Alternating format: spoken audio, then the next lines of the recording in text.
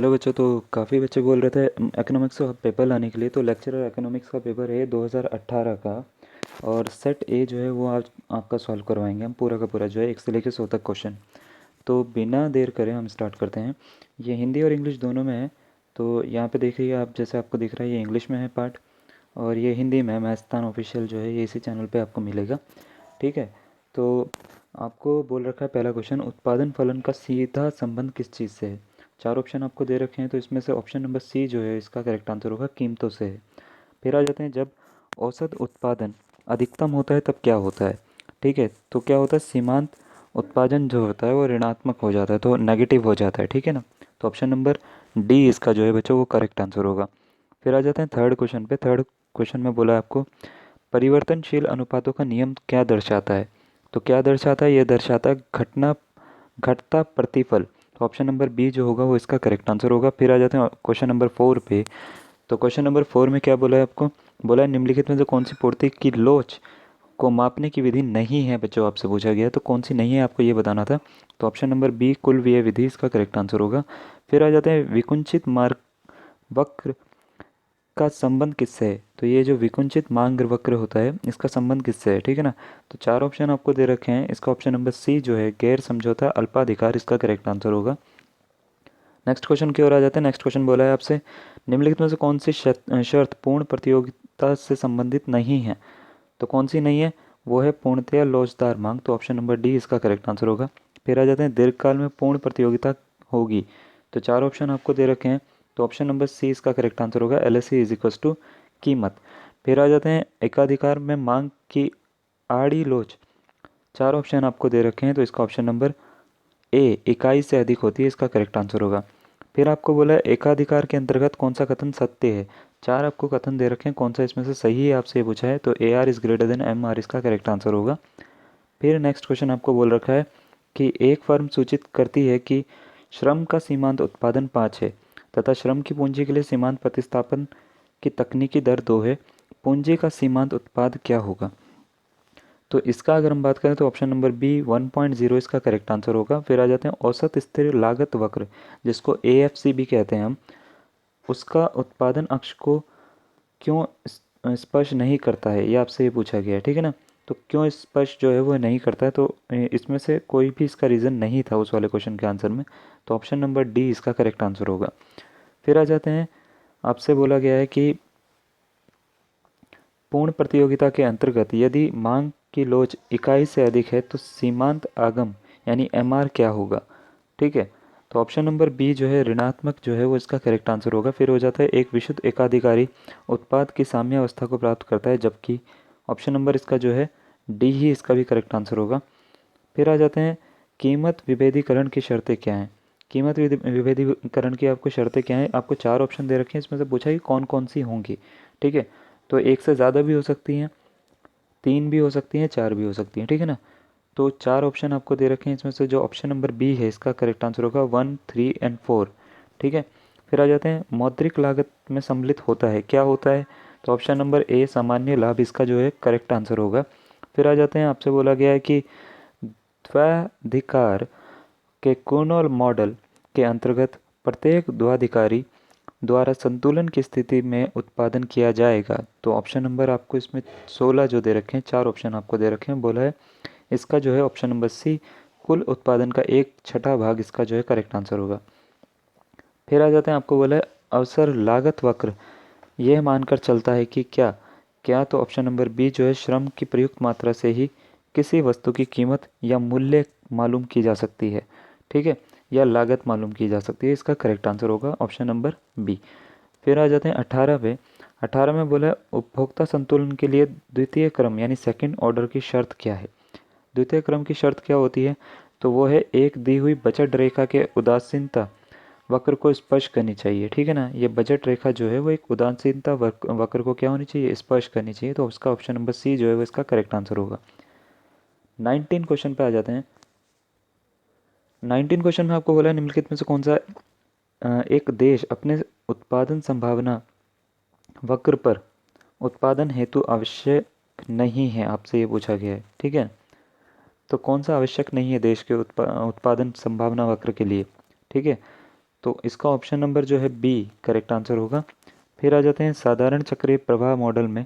तो इसमें 4 ऑप्शन फिर आपको दे रखे हैं। ऑप्शन नंबर बी इसका करेक्ट आंसर होगा। व्यवसाय अंतिम वस्तुओं के आपूर्ति करता है। ठीक है, चलिए आगे बढ़ते हैं। आगे क्वेश्चन नंबर 21 दे रखा है आपको। आपको बोला गया है कि यदि एक उत्पाद वेबलन वस्तु है तब क्या होता है। 4 ऑप्शन आपको दे रखे हैं। ऑप्शन नंबर जो है इसका बी करेक्ट आंसर होगा। मांग कीमत से सीधे रूप से संबंधित होती है। ठीक है, तो आपको ये बता देते हैं ये जो वीडियो है ये प्राइवेट प्रॉपर्टी है मैस्तान ऑफिशियल की, तो इसकी तरह से ही उसको यूज़ करा जा रहा है। तो ऑप्शन नंबर 22 हम करते हैं। 22 है कि आपको बोला गया है कि निकृष्ट वस्तुओं का आय प्रभाव क्या होता है। ठीक है, निकृष्ट वस्तुओं का आय प्रभाव क्या होता है, तो वो होता है इनफाइनाइट यानी अनंत। ऑप्शन नंबर सी इसका करेक्ट आंसर होगा। फिर आपको बोला है अन्य बातें समान रहने पर कीमत में वृद्धि उत्पन्न करती है। 4 ऑप्शन आपको दे रखे हैं। इसका ऑप्शन नंबर सी जो है मांग का संकुचन, इसका करेक्ट आंसर होगा। फिर आपसे बोला है संतुष्टि के स्तर बिंदु पर सीमांत उपयोगिता की प्रवृत्ति क्या होती है, तो इसका ऑप्शन नंबर ए धनात्मक, इसका करेक्ट आंसर होगा। फिर आ जाते हैं सभी बिंदु पर इकाई लोच की दशा में मांग वक्र जो होता है वो क्या होता है, क्षैतिज होता है, लंबवत होता है, आयताकार हाइपरबोला यानी होता है, या उपरोक्त में से कोई नहीं होता। ठीक है, तो 25 का जो है सी होता है आयताकार हाइपरबोला, इसका करेक्ट आंसर होगा। फिर आ जाते हैं निम्नलिखित में से किस नियम के कारण मांग वक्र नीचे की ओर ढाल वाला होता है। ठीक है, तो किसके कारण होता है, वो होता है उपभोक्ता संतुलन के कारण, तो ऑप्शन नंबर ए इसका करेक्ट आंसर होगा। फिर होता है 27 क्वेश्चन आपको बोला गया है कि उपभोक्ता संतुलन में क्या होता है जब सीमांत उपयोगिता होती है। ठीक है, तो 27 का जो है डी करेक्ट आंसर होगा, न्यूनतम होता है। ठीक है ना। फिर आ जाते हैं, आपको बोला है दुर्लभता एक दशा है जो विद्यमान होती है जब। 4 ऑप्शन आपको दे रखे हैं बच्चों दोबारा से, तो इसका ऑप्शन नंबर डी, इसमें सारे ही फैक्टर्स जो हैं वो काम आते हैं, ए बी और सी, ये तीनों के तीनों ही हैं, तो सभी उपयुक्त होते हैं। फिर आ जाते हैं, आपको बोला है यदि एक वस्तु की कीमत बढ़ती है तब आय प्रभाव में क्या होता है। ठीक है ना, तो ऑप्शन नंबर इसका अगर हम बात करें सी करेक्ट आंसर होगा। इसमें ए और बी दोनों चीज़ें होती हैं, यानी प्रतिस्थापन प्रभाव को मजबूत करता है यदि वस्तु सामान्य है, और प्रतिस्थापन प्रभाव को निष्प्रभावी करता है यदि वस्तु निकृष्ट है। ठीक है, नेक्स्ट आ जाते हैं। आपको बोला है कि क्वेश्चन नंबर 30 में एक चक्रीय मॉडल में वास्तविक चर है, इसके 4 ऑप्शन दे रखे हैं, तो इसका option number B correct answer होगा। मुद्रा जो साधन बाजार से घरेलू क्षेत्र की ओर प्रवाहित होती है। फिर आ जाते हैं, आपको बोला यदि एक वस्तु की मांग बेलोच है, इसकी कीमत में वृद्धि से इस वस्तु के उपभोक्ताओं के कुल व्यय पर असर होगा। ऑप्शन नंबर ए वृद्धि होगी, इसका करेक्ट आंसर होगा। फिर आ जाते हैं, किसी उदासीनता वक्र के प्रत्येक बिंदु पर व्यक्त किया जाता है, क्या व्यक्त किया जाता है, तो ऑप्शन नंबर सी इसका करेक्ट आंसर होगा, समान संतुष्टि। फिर आ जाते हैं, ट्रेड डी इकोनॉमी पॉलिटिक पुस्तक के लेखक कौन है, इसके लेखक कौन है आपसे ये पूछा गया, तो इसके हैं पीगू, तो ऑप्शन नंबर बी इसका करेक्ट आंसर होगा। फिर आ जाते हैं निम्नलिखित में से कौन किन्स के आय एवं रोजगार सिद्धांत की मान्यता नहीं है, तो कौन सी नहीं है, तो ऑप्शन नंबर ए इसका करेक्ट आंसर होगा, किन्स का सैद्धांतिक अल्पकालीन सिद्धांत। फिर आ जाते हैं, क्रय शक्ति समता सिद्धांत का प्रतिपादन किसने किया था, तो किसने किया था, तो ये किया था हिग्स ने, तो ऑप्शन नंबर सी इसका करेक्ट आंसर होगा। फिर आ जाते हैं, बोला है कि निम्नलिखित में से कौन सी विकसित अर्थव्यवस्था में राजकीय नीति राजकोषीय नीति का उद्देश्य है, एक या एक से ज़्यादा आपको इसलिए है 2 बार लगा रखा है, के उद्देश्य हैं, क्या उद्देश्य है। ठीक है, तो इसका ऑप्शन नंबर बी जो है वो पूर्ण रोजगार की प्राप्ति, इसका करेक्ट आंसर होगा। फिर आ जाते हैं, निम्नलिखित में से कौन सा एक राजकोषीय नीति का उपकरण नहीं है, उपकरण नहीं है बोला है, तो ब्याज की दर नहीं है, तो ऑप्शन नंबर डी इसका करेक्ट आंसर होगा। फिर आ जाते हैं, भुगतान संतुलन में असंतुलन के कारण क्या होते हैं। ठीक है, तो के कारण क्या होता है आपसे ये पूछा गया, तो ऑप्शन नंबर इसका अगर हम बात करें ए इसका करेक्ट आंसर है, चक्रीय उच्चावचन इसका करेक्ट आंसर होगा। फिर आ जाते हैं, बोला है कि निम्नलिखित में से उपभोग की सीमांत प्रवृत्ति यानी एमपीसी के बारे में कौन सा एक सही है, तो कौन सा सही है, तो ऑप्शन नंबर बी एमपीसी सदैव 2 के बराबर होती है, इसका करेक्ट आंसर होगा। फिर आ जाते हैं नेक्स्ट क्वेश्चन पे, क्वेश्चन नंबर 40 पे।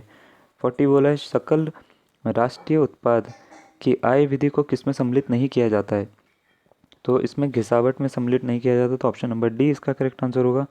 फिर आ जाते हैं, बोला है कि निम्नलिखित में से कौन सा एक से के बाजार नियम की मान्यता नहीं है, तो कौन सी नहीं है बच्चों, ये बोला है खुली अर्थव्यवस्था, इसका करेक्ट आंसर होगा। फिर आपको एक 42 में क्वेश्चन दे रखा है, किसी देश का भुगतान संतुलन उसके निवासियों एवं शेष विशेष विश्व के निवासियों के बीच दी हुई अवधि में साधारण रूप से एक वर्ष पूर्ण किए जाने समस्त पूर्ण किए गए समस्त आर्थिक लेन देन का एक व्यवस्थित विवरण अथवा लेख है, यह कथन किसने दिया था? तो ऑप्शन नंबर इसके बात करें 42 का ए इसका करेक्ट आंसर होगा, क्रॉस। फिर आ जाते हैं, आपको बोला है लोचदार विनिमय दरों को वस्तुओं की मांग तथा पूर्ति या पूंजी के प्रवाह द्वारा लोचपूर्ण तरीके से ऊपर या नीचे रखा जाता है, ये कथन किसने दिया था? तो ये कथन किसने दिया था? ये दिया था ऑप्शन नंबर डी, उपरोक्त में से किसी ने भी नहीं दिया था, तो इसका करेक्ट आंसर था उस आंसर की में। ठीक है। फिर आपको बोला गया दो मुद्राओं की विनिमय दर आवश्यक रूप से इन मुद्राओं की आंतरिक क्रय शक्ति के भागफल पर निर्भर करती है, ये कथन किसने दिया था? तो ये कथन दिया था गुस्टाव कैसल ने, तो ऑप्शन नंबर 20 का करेक्ट आंसर होगा। फिर आ जाते हैं, निम्नलिखित में से किस अर्थशास्त्री ने सर्वप्रथम राष्ट्रीय आय लेखा की अवधारणा को विकसित किया था? तो किसने किया था? सबसे पहले अर्थशास्त्री की बात करी गई है, ठीक है ना बच्चों। तो ये क्या था? साइमन कुजनेट्स ने, तो ऑप्शन नंबर सी इसका करेक्ट आंसर है। राष्ट्रीय आय चालू कीमत पर व्यक्त की जाती है, इसे कहते हैं, इसे क्या कहते हैं? तो इसे कहते हैं स्थायी आय, तो ऑप्शन नंबर सी जो है वो इसका करेक्ट आंसर होगा। चलिए नेक्स्ट क्वेश्चन आपको दे रखा है कि निम्नलिखित में से कौन सा एक सकल राष्ट्रीय उत्पाद के आकलन में सम्मिलित नहीं किया जाता? तो कौन सा सम्मिलित नहीं किया जाता? तो ऑप्शन नंबर सी अवितरित लाभ जो है इसका करेक्ट आंसर होगा। 48 पे आपको बोला है निम्नलिखित सकल राष्ट्रीय उत्पाद की व्यय निधि में निम्नलिखित में से कौन सा नहीं जोड़ा जाता है? तो कौन सा नहीं जोड़ा जाता? अप्रत्यक्ष कर यानी इनडायरेक्ट टैक्स जो होता है उसको नहीं जोड़ा जाता है, इसका करेक्ट आंसर होगा। फिर आ जाता है साधन लागत पर शुद्ध घरेलू उत्पाद है, तो एनडीपी इज इक्वल टू राष्ट्रीय आय माइनस विदेशों से शुद्ध साधन आय, इसका करेक्ट आंसर होगा ऑप्शन नंबर बी। नेक्स्ट आ जाते हैं, आपको बोला गया है क्वेश्चन नंबर 50 में साधन लागत पर सरल सकल घरेलू उत्पाद का आकलन कैसे किया जाता है? ठीक है, सकल घरेलू उत्पाद के आकलन की बात कही गई है, तो इसका ऑप्शन नंबर ए होगा। इसका जो फॉर्मूला होता है वो होता है कि साधारण लागत पर सकल घरेलू उत्पाद बराबर जीडीपी यानी एमपी का मार्क प्राइस का प्लस इनडायरेक्ट टैक्स यानी अप्रत्यक्ष कर प्लस अनुदान। ठीक है, इसको इंग्लिश में क्या कहते हैं वो भी मैं आपको दिखा देता हूँ। इसको कहते हैं कि GDP of FC is equal to GDP of MP plus IT यानी इनडायरेक्ट टैक्सेस और सब्सिडीज़। ठीक है, नेक्स्ट क्वेश्चन की ओर आते हैं 51 में। 51 में बोला है बाजार कीमतों पर सकल घरेलू उत्पाद की गणना का सूत्र क्या है? तो क्या सूत्र है? तो ये है B option number, GDP MP is equal to बाजार की कीमत जो होती है वस्तुओं की और विदेशों से प्राप्त शुद्ध आय। ठीक है, फिर आ जाते हैं, आपको 52 में बोला है ओकिन नियम संबंधित है, किससे संबंधित है? तो ए और बी दोनों से ही है, बेरोजगारी और राष्ट्रीय उत्पादन में वृद्धि। फिर आपसे बोला गया 53 में वास्तविक आय में राष्ट्रीय आय क्या है? तो क्या है? यह है जब राष्ट्रीय आय चालू कीमतों पर व्यक्त की जाती है, तो ऑप्शन नंबर ए इसका करेक्ट आंसर होगा। फिर आ जाते हैं, आपको बोला है कि जब एक वस्तु की मांग में अनुपातिक परिवर्तन कीमत में अनुपातिक परिवर्तन से अधिक है, यह स्थिति क्या कहलाती है? तो क्या कहते हैं इस स्थिति को? इसको कहते हैं अत्यधिक लोचदार मांग, तो ऑप्शन नंबर डी इसका करेक्ट आंसर होगा। फिर 55 में बोला है ए उत्पाद के पूरक वस्तु की कीमत में वृद्धि करेगी, तो ऑप्शन नंबर डी ए उत्पाद की पूर्ति को अंदर की ओर खिसकना, इसका करेक्ट आंसर होगा। फिर आपको बोला जीएनपी और एनएनपी में का अंतर किसके बराबर होता है, यानी GNP minus NNP equal to क्या आता है? तो इसका ऑप्शन नंबर ए जो है उपभोक्ता का टिकाऊ वस्तुओं पर व्यय, इसका करेक्ट आंसर होगा। फिर आ जाते हैं, आपको बोला निम्नलिखित में से किसे मुद्रा का प्रकार कहा जाता है? तो किसे कहा जाता है? तो ये होगा ऑप्शन नंबर बी इसका करेक्ट आंसर। नेक्स्ट क्वेश्चन की ओर आ जाते हैं, क्वेश्चन नंबर 58 में बोला है भारत में मुद्रा पूर्ति को मापने हेतु सामान्यतः मुद्रा पूर्ति की कितनी माप प्रचलित हैं? तो कितनी है टोटल? तो टोटल जो है वो से 3 है, तो ऑप्शन नंबर बी जो है वो इसका करेक्ट आंसर होगा। नेक्स्ट आ जाते हैं 59 पे, बोला है सामान्यतः मुद्रा का अर्थ क्या होता है? तो मुद्रा का अर्थ क्या होता है? ये होता है चलन बटे चल मुद्रा एवं चलन या चल मुद्रा एवं बैंकों की सभी जमाएं। ठीक है, तो ऑप्शन नंबर सी इसका करेक्ट आंसर। फिर आ जाते हैं 60 पे, बोला गया है कि उच्च शक्ति मुद्रा में सम्मिलित है, तो क्या सम्मिलित है? तो ऑप्शन नंबर ए इसका वाणिज्य बैंकों द्वारा सृजित की गई मुद्रा इसका करेक्ट आंसर है। फिर आपसे बोला गया है निम्नलिखित में से कौन सी विधि साख नियंत्रण के लिए अधिक लचीली है? तो कौन सी विधि है? तो ऑप्शन नंबर डी जो है वो इसका करेक्ट आंसर होगा, चयनित साख नियंत्रण इसका करेक्ट आंसर है। नेक्स्ट आ जाते हैं 62 पे। बोला है मुद्रा वही दूरी है जिस पर अर्थ विज्ञान चक्कर लगाता है, ये किसने कहा है? तो ये लाइन किसने कही है आपसे ये पूछा गया है, तो ऑप्शन नंबर डी जे एम्किंस इसका करेक्ट आंसर है। फिर आ जाता है मुद्रा एवं प्रचलन मुद्रा में क्या अंतर होता है? तो 63 का ए जो होगा वो इसका करेक्ट आंसर होगा, सभी मुद्रा मुद्रा नहीं है। फिर नेक्स्ट क्वेश्चन पे आ जाते हैं 64 पे। बोला है कि निम्नलिखित मुद्रास्फीति रोकने के लिए कौन सा राजकोषीय उपाय है? तो कौन सा उपाय है? तो ऑप्शन नंबर ए उपभोक्ता साख नियंत्रण इसका करेक्ट आंसर होगा। फिर आ जाते हैं मुद्रास्फीति के समय घरेलू मुद्रा के अधिमूल्यन के लाभ हैं। 4 ऑप्शन आपको दे रखे हैं, इसका ऑप्शन नंबर बी आयतों को प्रोत्साहित करना इसका करेक्ट आंसर होगा। फिर आपको बोला है भारत में निम्नलिखित में से कौन सा एक कार्य केंद्रीय बैंक नहीं करता है? केंद्रीय बैंक यानी सेंट्रल बैंक नहीं करता है, ठीक है ना। तो कौन सा नहीं करता है? केंद्रीय बैंक जनता से जमाएं स्वीकार नहीं करता, पैसे नहीं लेता जनता से, वो सीधा डायरेक्ट बैंक की तरफ से काम करता है, ठीक है ना।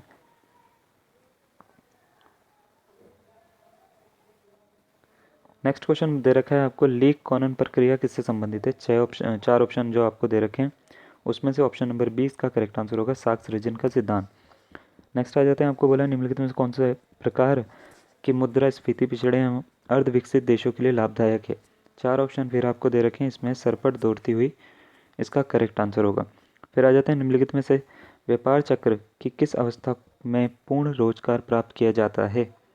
तो किस अवस्था में होता है? तो ये होता है तेज़ी की, तो ऑप्शन नंबर 20 का करेक्ट आंसर है। फिर आ जाते हैं 70 पे, व्यापार चक्र एक विशुद्ध मौद्रिक घटना है, किसने कहा था? ये लाइन किसने कही थी? तो ये कही थी निकोलस कॉल्डो ने, ऑप्शन नंबर 20 का करेक्ट आंसर होगा। फिर आ जाते हैं, आपको बोला है भारत में बेरोजगारी का स्वरूप क्या है? तो भारत में बेरोजगारी का जो स्वरूप है ऑप्शन नंबर ए संरचनात्मक बेरोजगारी इसका करेक्ट आंसर होगा। फिर आ जाते हैं UNDP यानी यूनाइटेड नेशन डेवलपमेंट प्रोग्राम, ठीक है ना, इसकी फुल फॉर्म है। मानव रिपोर्ट जो है 2018 का, क्योंकि ये पेपर है 2018 के अनुसार विश्व में भारत का स्थान कितना है? ठीक है, तो 2018 के अनुसार विश्व में जो UNDP की जो विकास रिपोर्ट आई थी उसमें भारत का स्थान पूछा गया है आपसे, तो 131वां स्थान था उस समय। तो ऑप्शन नंबर 20 का करेक्ट आंसर है। तो ये बात आप याद रखिए, जो मैथ्स में हमें ये पूरा का पूरा इसको बता रहे हैं, तो ये 2018 का क्योंकि पेपर है, तो इसमें जो डाटा जो आपको प्रेजेंट हम कर रहे हैं तो ये भी उसी के हिसाब से ही होंगे, क्योंकि आंसर की उसी के हिसाब से ही दी गई है। तो अभी हो सकता है चेंजेस आ जाए कुछ चीज़ों में, लेकिन ज़रूरी नहीं है कि आपके पेपर में भी जो है उस समय के आंसर के हिसाब से वो आंसर ठीक है, ठीक है। 73 पे आते हैं, चलो बच्चों। 73 में बोला गया मुद्रा योजना के अंतर्गत किशोर ऋण की सीमा क्या होती है? तो इसका है 5 से 10 लाख, ऑप्शन नंबर सी इसका करेक्ट आंसर है।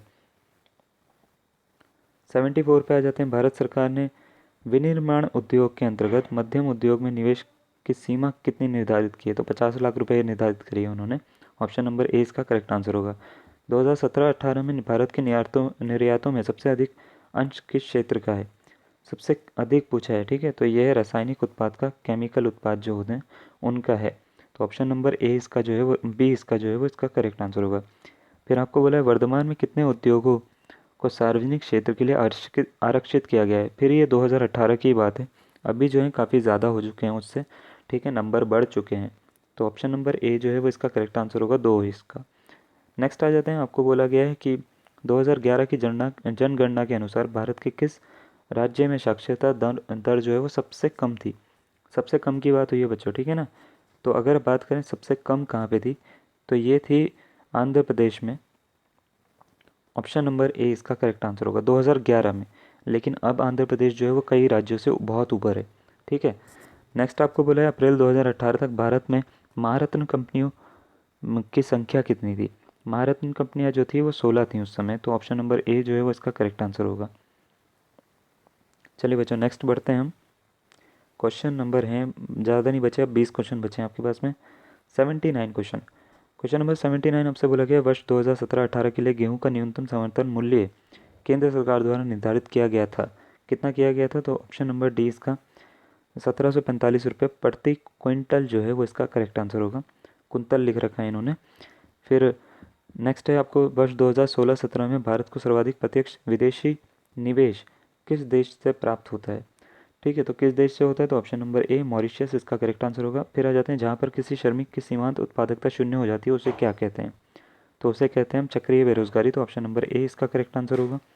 फिर आ जाते हैं राष्ट्रीय कृषि एवं ग्रामीण विकास बैंक की स्थापना कब हुई थी, तो ग्रामीण विकास बैंक की स्थापना आपसे पूछी गई है कब हुई थी, तो कब हुई थी, ये 1982 में हुई थी, तो ऑप्शन नंबर सी इसका करेक्ट आंसर है। फिर आ जाते हैं कि भारतीय कृषि के लिए निम्नलिखित में से कौन संस्थागत साख का स्रोत नहीं है, आपसे बोला गया है, तो कौन नहीं है, व्यापारिक बैंक इसका करेक्ट आंसर है। फिर आ जाते हैं 84 पे। 84 में बच्चों आपको बोला गया है कि निम्नलिखित में से किस योजना के अंतर्गत 18 या 70 वर्ष के आयु समूह के लोगों का 2 लाख रुपए का दुर्घटना मृत्यु बीमा किया जाता है।